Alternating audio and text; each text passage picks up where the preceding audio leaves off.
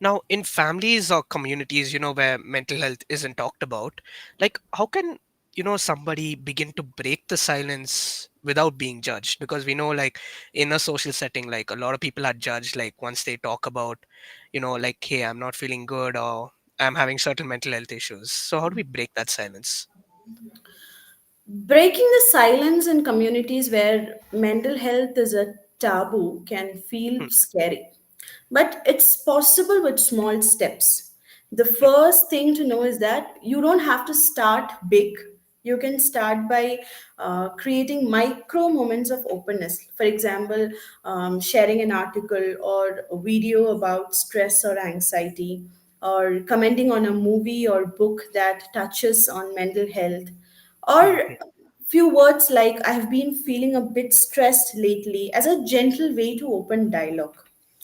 So the key is to find safe people to start with, someone who will listen without judgment. Maybe a close friend of yours, or a sibling, or a teacher, or a mentor at work.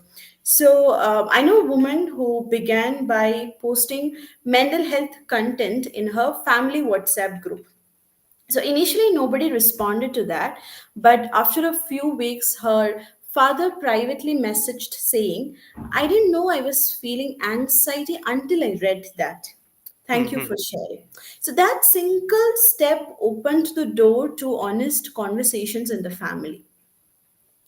Yeah. And another practical approach is to normalize mental health indirectly. Like ask questions like, have you ever felt overwhelmed and not known what to do? Or how do you deal with stress at work or school?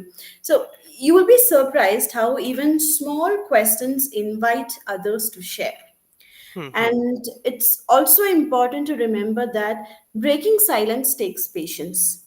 And cultural change doesn't happen overnight, but every small, authentic conversation chips away at stigma.